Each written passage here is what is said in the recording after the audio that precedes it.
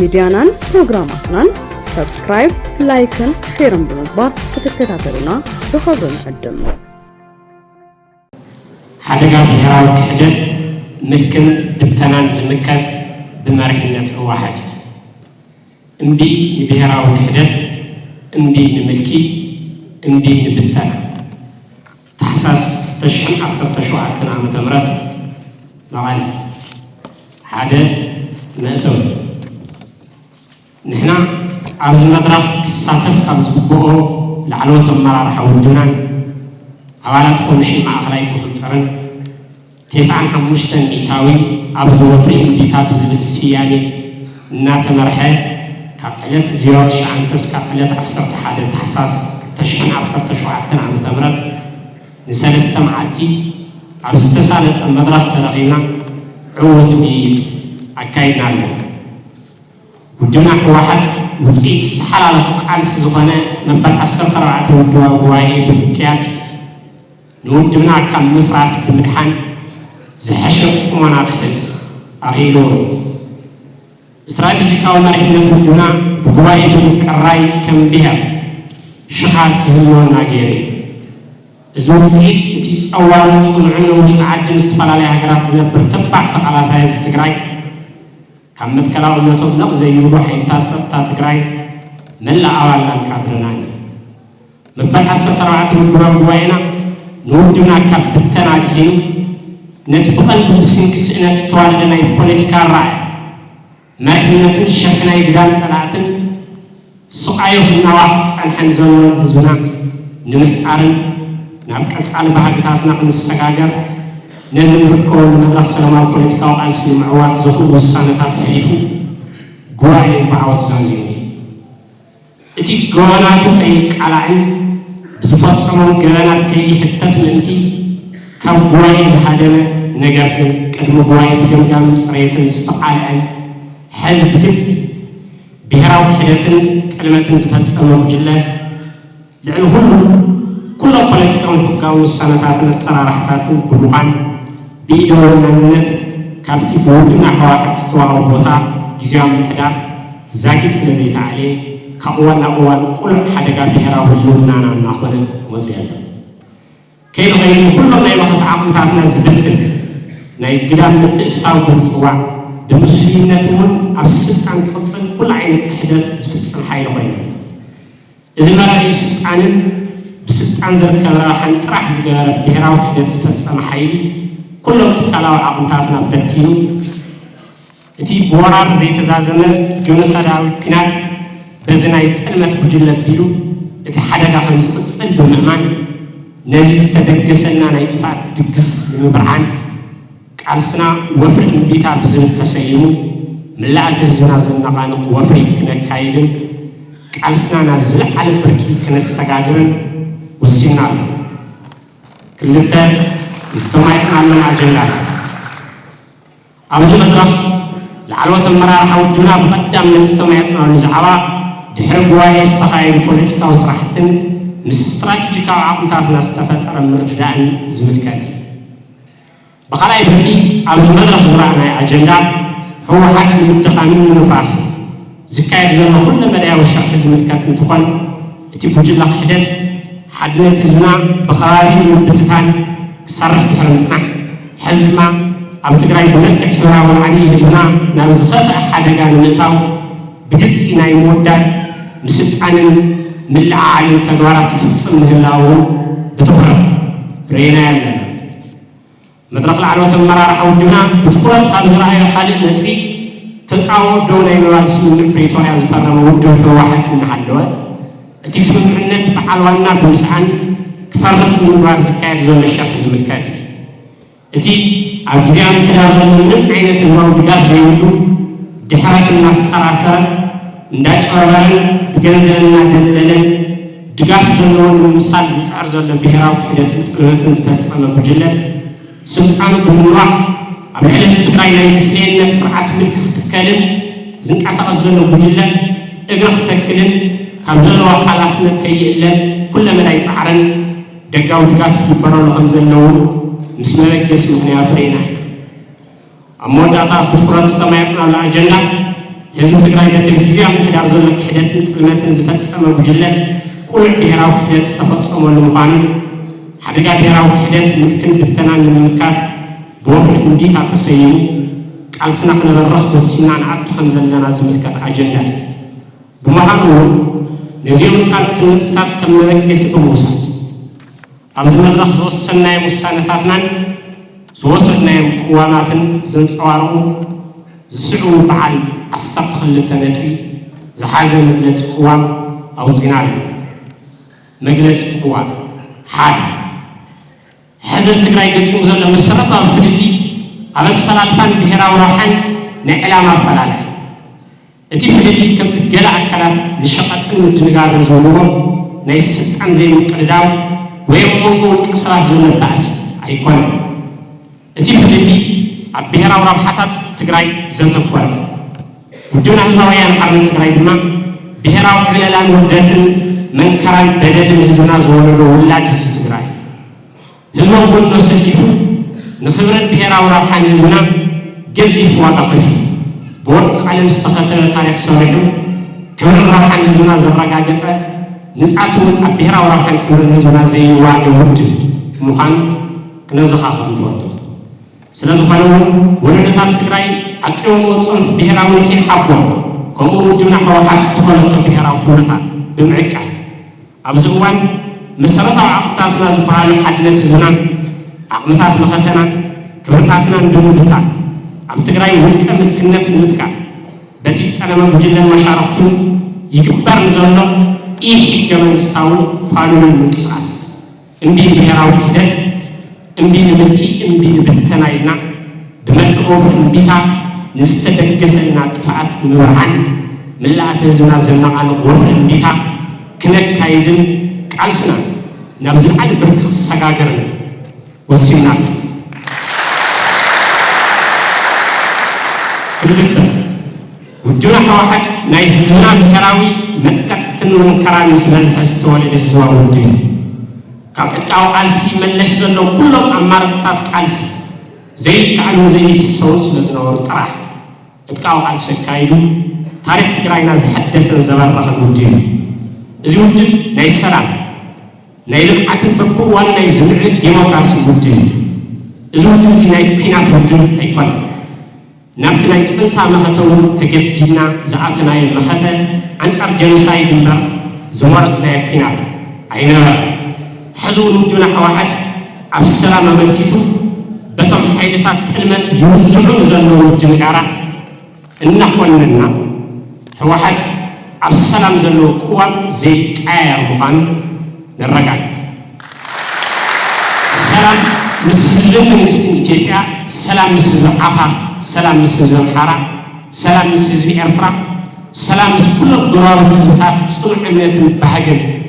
ውድብና ሕወሓት ምዃኑ ደጊምና ንረጋግፅ። ሰለስተ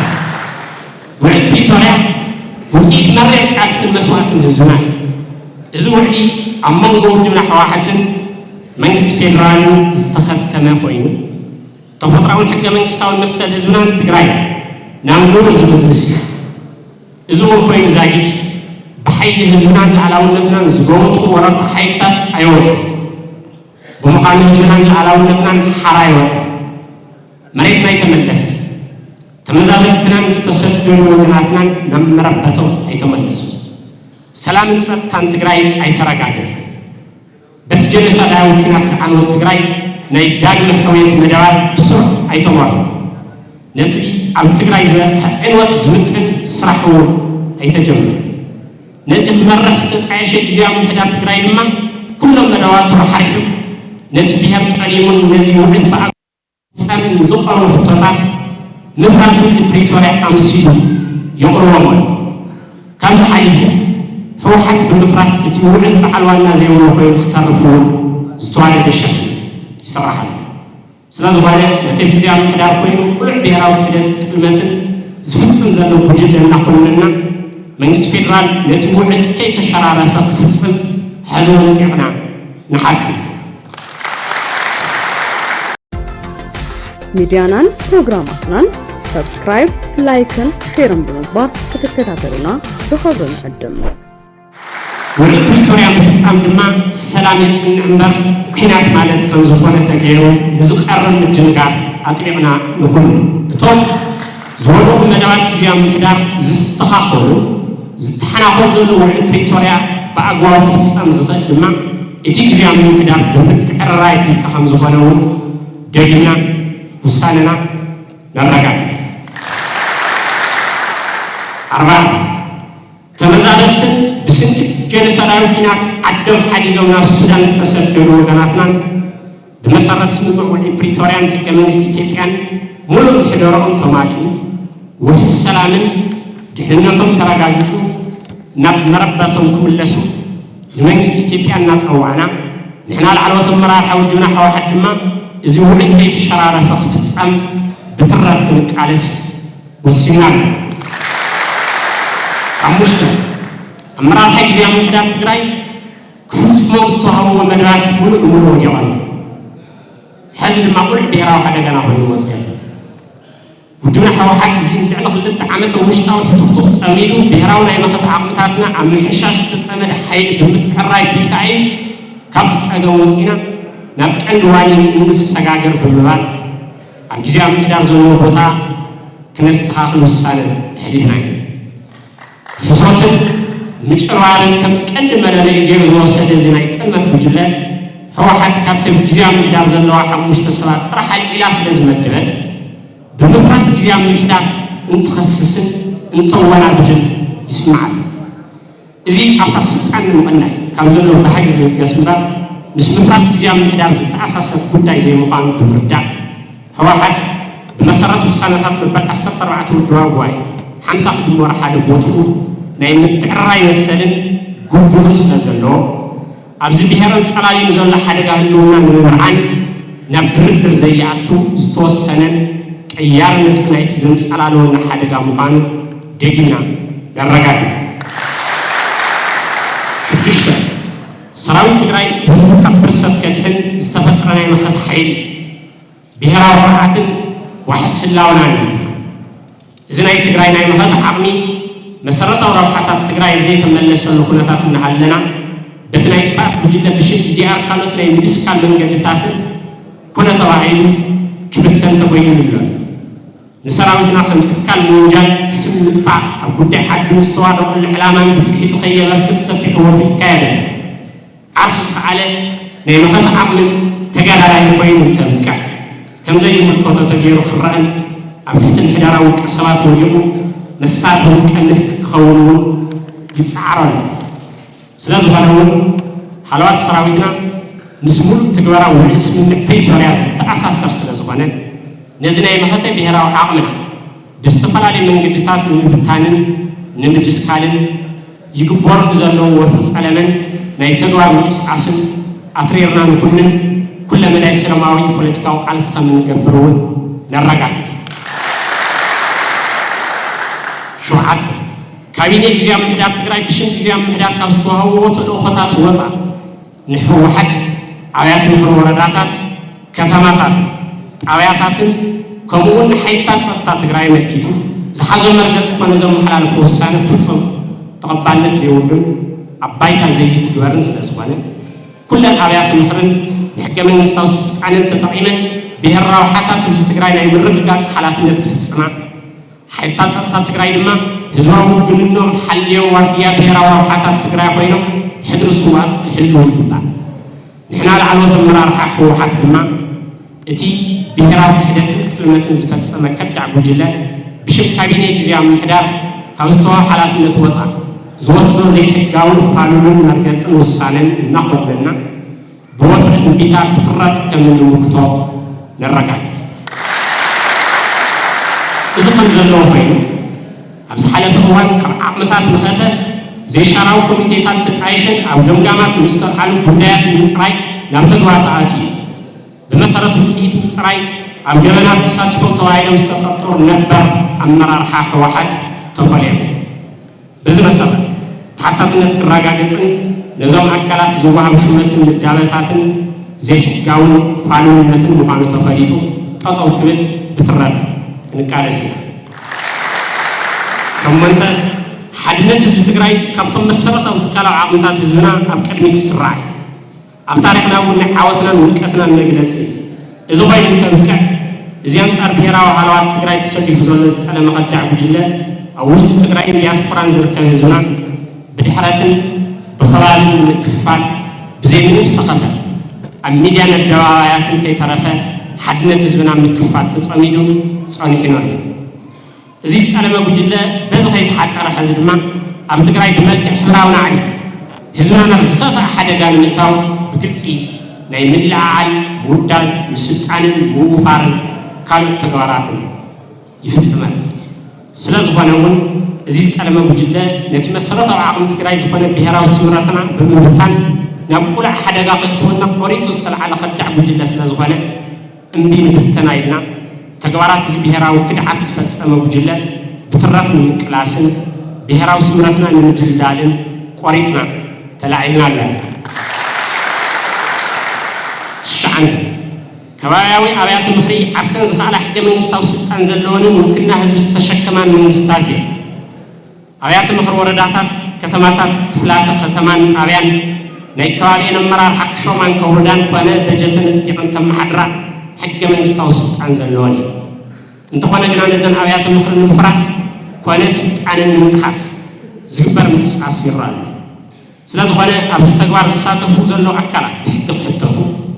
ከባቢያዊ መንግስታት ድማ ስልጣንን ፀንቂቐን ንምጥቃም ይገብሮን ዘለዋ ምንቅስቃስ ዘድሊ ኩሉ ሓገዝ ክንገብርን ወሲና ኣለና ካብዚ ብተወሳኺ ኣብዚ እዋን እታ ውላድ ህዝቢ ትግራይ ዝኾነ ትእምት ትግራይ ንምፍራስ ከም መሳርሒ ምጥቃምን ሃብቲ ትእምት ሒደት ሰባት ብዘይ ኣግባብ ክምዝብዝቦን ይግበራል ስለ ዝኾነ እውን ትእምት ካብ ኢድ ውሕዳት ጠላማት ድሒና ናብ በዓል ዋና ዝኾነ ህዝቢ ትግራይ ክትምለስ ብትረት ከም እንቃለስ ወሲና ዓሰርተ መዓድንን ሃብቲ ተፈጥሮን ትግራይ ብፍላይ ድማ ኣብ ዞባ ሰሜን ምዕራብ ትግራይ ወርቅን ካልኦት ክባራት መዓድናትን ካብ ስርዓትን ኣግባብን ወፃእ ኬሚካልን ሜሽናትን ተጠቒምካ ይበርስን ይጓሓልን ኣሎ ስለ ዝኾነ እውን እዚ ዘይሕጋዊ ኣብ ሃብቲ ተፈጥሮ ብኽለትን ጉሕለት ሓታትነት ብዝፈጥርን ስርዓት ብዘትሕዝ መንገዲ ተፃሪሩ መልክዕ ክሳብ ዝሕዝ ካብቲ ብባህላዊ መንገዲ ብጉልበት መናእሰይን ካልኦት ናይ ሕብረተሰብ ክፍልን ክግበር ዝፀንሐ ዓይነት ዕደና ወፃእ ሜሽንን ኬሚካል ተጠቒምካ ዝግበር ዕደና ደው ንምባል ብትረት ከምንቃለሶ ወሲና ኣለና ኣብዚ መዳይ ይፍፀም ንዝፀንሐን ዘሎን ኩለ መዳይ ዝሕጋዊ ተግባር ተፃሪሩ ሕጋዊ ተሓታትነት ክረጋገፅ ድማ ከም እንቃለስ ነረጋግፅ ዓሰርተ ሓደ ኣብ ውሽጢ ዓዲ መወፃእን እትርከቡ ኣብ ዘፈር ኮሚኒኬሽንን ሚድያን ትግራይ ትነጥፉ ኣካላት ኣብቲ ፀልማት እዋን ማለት እውን ክሳብ ስምምዕ ፕሪቶርያ ብዝነበረ መሪር ተጋድሎ ዘካየድኩሞ ግጥምን ዝኸፈልኩሞ ኩለ መዳይ መስዋዕትን ኣብ መኸተ ትግራይና ናይ ገዛ ርእሱ ታሪክ ኮይኑ ተመዝጊቡ ይኹን እምበር ካብ ፅባሕ ስምምዕ ፕሪቶርያ ብፍላይ ድማ ድሕሪ ምስረታዊ ግዝያዊ ምምሕዳር ንፁርን ዝተማእኸለን ኣንፈት ክትረኽቡ ስለ ዘይከኣልኩም በብውልቆኹም ከም ዝመስለኩም ክትጓዓዙ ዘገድድ ኩነታት ብምፍጣሩ ገሊኹም ድማ ብስንከብተን ሚድያታት ዘለዉ ምስቲ ዝጠለመ ጉጅለ ዝተሓሽከሩ መሪሕነት ንህዝባ መኸተና ዝጎድል ሓድነት ህዝብና ላሓሊፍ ኢለን ንባዓልትና ክንጠራጠር ዝገብር ስራሕቲ ተፀሚድኩም ኣለዎ ስለ ዝኾነ ድማ ኣብ ሓድነትና ዘጠናኽሩን ናይ ህዝብና ረብሓ ዘረጋግፁን ዛዕባታት ኣድሂብኩም ክትንቀሳቐሱን ዝተወደበ ሞያዊ ዓቕምኩም ክተበርክቱን እናፀዋዕና ከም ላዕለዎት ኣመራርሓ ሕወሓት ድማ ኣድላይ ዘበለ ድጋፍ ከም እንገብር ነረጋግፀሉ ሕዚ እውን ነተን መኸተ ዝነበረ ታሪክ ዘይርስዖ ተጋድሎ ዓቂብኩም ኣብ ጎኒ ህዝብኩም ተሰሊፍኩም እትጋደሉ ዘለኹም ሚድያታትን ጋዜጠኛታትናን ድማ ዘለና ክብሪ ንገልፅ ዓሰርተ ክልተ እዚ ነካይዶ ዘለና መድረኽ ኣብ ድሮ ውድብና ሕወሓት ብረታዊ ቃልሲ ዝጀመረሉ መበል 50 ዓመት ወርቂየ ቤልዮ በዓል 11 ለካቲት ንምኽባር እንሸባሸበሉ ዘለና መድረኽ እነካይዶ ዘለና ምስ ምዃኑ ተኣሳሲሩ ሕወሓት ህዝቢ ትግራይ ጎኑ ዕሲዶም ዘካየዶም ናይ ፍርቂ መዋዕል ጉዕዞና ዝረኸብናዮም ናይ ቃልሲ ተመክሮታት ዓቂብና ንዝገጠሙና ፈተናታት በዲህና ናብ ካሊእ ናይ ቃልሲ ምዕራፍ ንምስግጋር ዘኽእሉና ተግባራት ንምፍፃም ከምቲ ልሙድ ንመላእ ህዝብና ሒዝና ሰላማዊ ፖለቲካዊ ቃልስና ከም እንሕይልን ሕድሪ ሰማዕታትና ብምኽባር ንኽብረታት ለካቲት ዓቂብና ነፃ ብሩህ ዘና ከምንነብሰም ቃል ንዓቱ ዝኸበካ ኣብ ውሽጢ ዓድን ወፃን እትነብር ተቓላሳይ ህዝብና ሓለዋትን ድሕንነትን ህዝብኩም ዘገድሰኩም ኩሎም ብሄራውያን ፖለቲካዊ ውድባት ትግራይ መራሕቲ ሃይማኖትን ዓበይቲ ዓድን ሲቪክን ሲቪልን ማሕበራትን ከምኡውን መናእሰይ ትግራይ እቲ ሕዝቢ ትግራይ ጋጥሙ ዘሎ መሰረታዊ ፍልይ ኣብ ራብሓን ሓለዋትን ትግራይ ዝተመስረተ ናይ ዕላማ ኣፈላላይ ኣብዚ እዋን ኩለ መሪሕ ዓቕምታት ትግራይ በቲኑ ሕልሚ ትግራይ ንሓዋሩ ዘቕህም ዘሎ ጉጅለ ብሄራዊ ውሕደት ትግራይ ናይ ምስሌኔን ምልኪ ንምትካልን ነዚ ብሄር ናብ ሓደጋ ንምእታውን ቆሪጡ ተላዒሉ ስለ ዝኾነ እውን ከም ቀደምኩም እምቢ ንብሄራዊ ውሕደት እምቢ ንምልኪ እምቢ ንብተና ኢልኩም ብስምረት ተላዒልኩም ዓድኩም ካብ ዝተደገሰላ ጥፍኣት ከም እተድሕኑ ንተኣማን ላዕለዎት ኣመራርሓ ውድብና ህዝባዊ ወያነ ሓርነት ትግራይ ድማ ኣብ ጎንኩም ኮይና ነዚ ሓደጋ ንምብርዓን ብመልክዕ ወፍሪ እምቢታ ቃልስና ንምብራኽን ናብ ዝለዓለ ብርኪ ከም እንሰጋግሮን ነረጋግጿል ጎረባብቲ ህዝብታት መንግስቲ ፌደራልን ማሕበረሰብ ዓለምን ኣብ ኢትዮጵያ ብነብ ዞባ ውህስ ሰላም ክነግስ ውዕል ፕሪቶርያ ብሁልነት ክረጋገፅ ናይ ባዕልትኩም ግደ ክትፃወቱ እናፀዋዕና ከም ላዕለዎት ኣመራርሓ ውድብና ህወሓት ድማ ውህስን ሰላማዊ ሃዋህው ንክፍጠር ዝከኣለና ዘበለ ኩሉ ከም እንገብር ነረጋግጿል ዘለዓለማዊ ክብሪ ንኩሎም ስዋኣትና ሓደጋ ብሄራዊ ውሕደት ምልክን ብተናን ዝምከት ብመሪሕነት ህወሓት እዩ እምቢ ንብሄራዊ ውሕደት እምቢ ንምልኪ እምቢ ንብተናን ላዕለዋይ ኣመራርሓ ህወሓት ታሕሳስ 2017 ዓመተ ምህረት መቐለ